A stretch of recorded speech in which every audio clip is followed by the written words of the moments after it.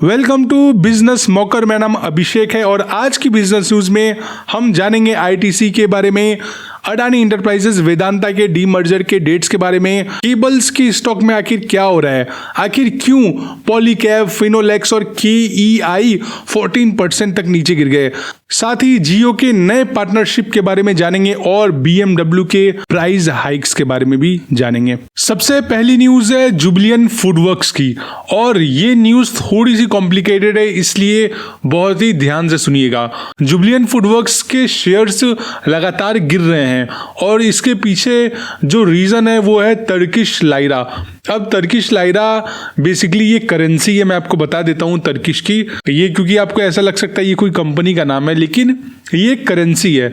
तो Turkish Lyra में बहुत ज़्यादा गिरावट हो रहा है और ये लगभग 8.5% ये करेंसी नीचे गिर चुकी है और उसके वजह से जुबिलियंट फूडवर्क्स पे भी रिस्क बढ़ रहा है। मैं वो बताऊंगा अभी रिस्क कैसे बढ़ रहा है, आप थोड़ा सा बस बैकग्राउंड समझ लो, उसके बाद आपको ये न्यूज़ और इसके पीछे के सारे कॉन्सेप्ट्स क्लियर हो जाएंगे। फिलहाल CLSA ब्रोकरेज ने इस स्टॉक को होल्ड की रेटिंग दे दी है और उनका तो ऐसा भी कहना है कि जुबिलियंट फूडवर्क अभी 30% और नीचे गिर सकता है। अब मैं चलता हूं आपको लेकर के तुर्की की तरफ। सबसे पहली चीज जो आपको ध्यान रखनी है या फिर जिसका आपको नोट्स बना लेना चाहिए, जुबिलियंट फूडवर्क ने 2024 में DP यूरेशिया को अक्वायर किया था और ये DP यूरेशिया की बात जो मैं कर रहा हूं ये डोमिनोज के तुर्की, अजरबैजान और जॉर्जिया के फ्रेंचाइजीज को ऑपरेट करता है और इस एक्विजिशन का 31% रेवेन्यू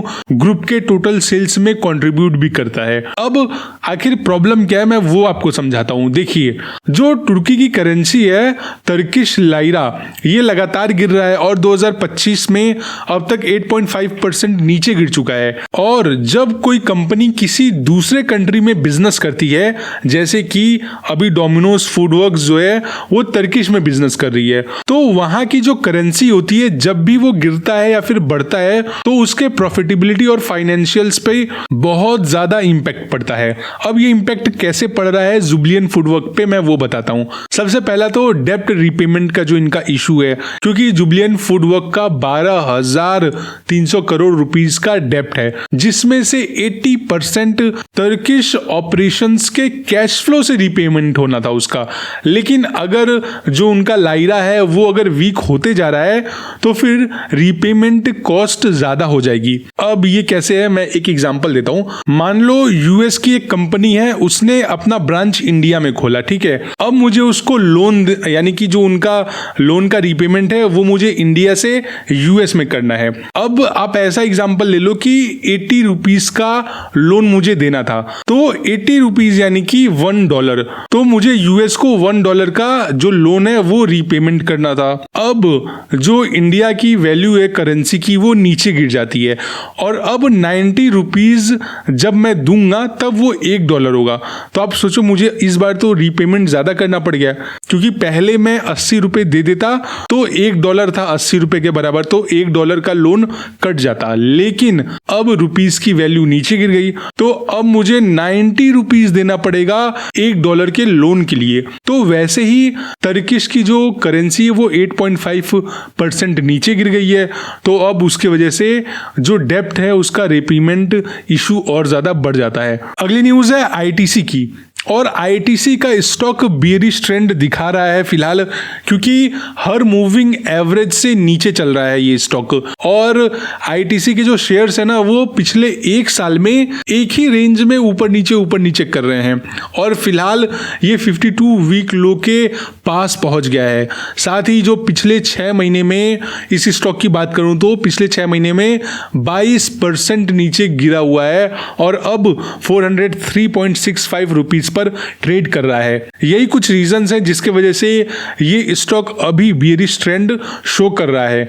वहीं पे RSI 40.4 पर है, जो न तो ओवरबाउट और ना ही ओवरसोल्ड का सिग्नल दिखा रहा है। अगली न्यूज है अडानी इंटरप्राइजेस की। अडानी इंटरप्राइजेस ने पारस लैब्स लिमिटेड यानी कि PIPL का 100% एक्विजिशन कंप्लीट कर लिया है। पहले 2024 में साइरस डिजिटेक जो कि अडानी ग्लोबल लिमिटेड का एक जॉइंट वेंचर है, उसने 77.5% स्टेक लिया था इस कंपनी का, लेकिन अब 19 मार्च 2025 को बचा हुआ 22.5% स्टेक 45 करोड़ रुपीस में खरीदा। और इस एक्विजिशन का जो मेन गोल है वो है डेटा सेंटर और क्लाउड सर्विसेज सेक्टर में और ज्यादा एक्सपेंशन करना, क्योंकि ये जो पारस लैब इंडिया है ना, ये AI और क्लाउड स्टार्टअप है और अडानी इंटरप्राइजेस चाहती थी कि वो इस सेक्टर में भी वो आगे बढ़े, इसलिए उन्होंने अपने जॉइंट वेंचर के साथ मिलकर के इस कंपनी का 100% स्टेक अक्वायर कर लिया। अगली न्यूज है वेदांता की, और कई लोगों ने मुझसे कमेंट में पूछा था कि वेदांता का डीमर्जर कब होने वाला है, क्योंकि ये जो डीमर्जर का न्यूज है मैंने पहले भी कवर किया था और अभी तक डीमर्जर हुआ नहीं है। तो आपको मैं ये बता दूं कि वेदांता का डीमर्जर अभी फाइनल स्टेज में है और NCLT के अप्रूवल में 4 से 6 हफ्ते लग सकते हैं। और जब ये कंपनी का डीमर्जर अनाउंस हो जाएगा तो ये कंपनी 5 अलग अलग फर्म्स में स्प्लिट हो जाएगा, यानी कि वेदांता 5 अलग कंपनीज में स्प्लिट होगा। किसमें? वेदांता एल्यूमिनियम में, तालवंडी साबो पावर में, मेल्को एनर्जी और वेदांता आयरन एंड स्टील, और जो उसकी पेरेंट एंटिटी है वेदांता। और अगर आप वेदांता में अभी इन्वेस्टेड हो तो हर एक वेदांता शेयर के बदले आपको एक नए शेयर मिलेंगे हर कंपनीज के। और जो इसका डीमर्जर है वो बहुत ही जल्द हो सकता है, क्योंकि शेयर होल्डर्स और क्रेडिटर्स ने इस प्लान को अप्रूवल दे दिया है।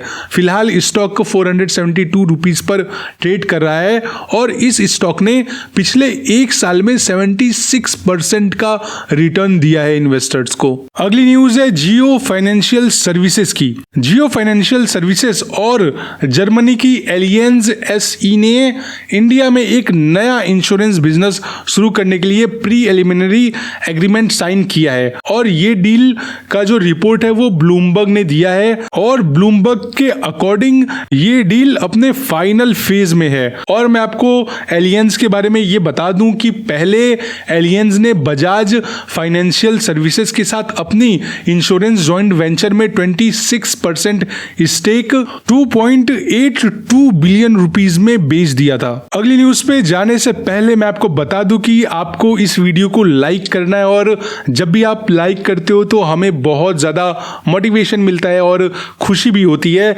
लाइक्स को देख करके।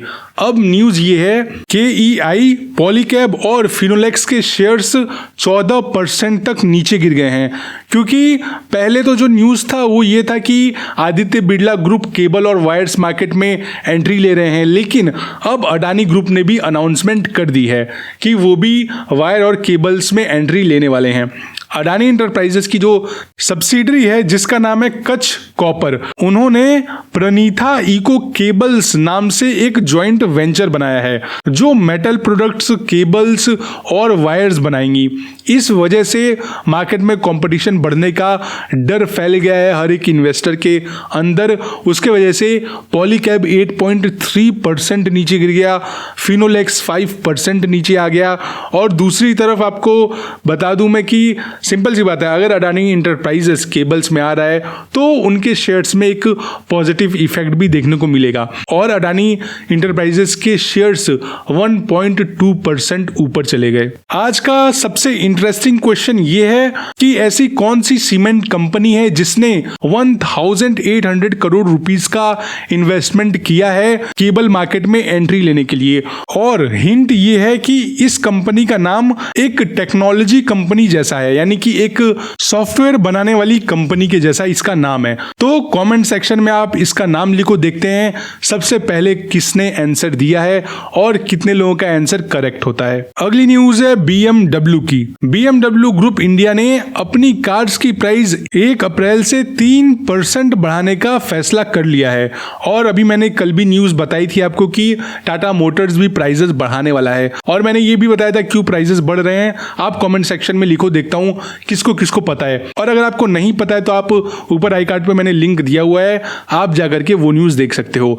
फिलहाल सिर्फ BMW नहीं, Renault, Maruti Suzuki, Hyundai, Tata Motors के साथ साथ किया और होंडा कार्स ने भी अपने प्राइसेस में हाइक्स कर दी है। तो अगर आप कार लेना चाहते हो तो आप अप्रैल से पहले कार्स परचेज कर लो, क्योंकि लगभग हर एक कंपनी के कार्स के प्राइसेस बढ़ने वाले हैं। और आज की बिजनेस न्यूज यहीं खत्म होती है। उम्मीद करता हूं आपको आपके सारे सवालों के आंसर्स मिल गए होंगे और आपको हमारी बिजनेस न्यूज सीरीज बहुत ज्यादा पसंद आती होगी। अगर आपका कोई भी क्वेश्चन है किसी भी स्टॉक से रिलेटेड या फिर कोई न्यूज आप जानना चाहते हो तो आप कमेंट सेक्शन में लिखो, मैं अगली वीडियो में उन क्वेश्चंस का आंसर करूंगा। बाकी लेता हूं आपसे अलविदा, कल इसी टाइम पे हम फिर से मिलेंगे।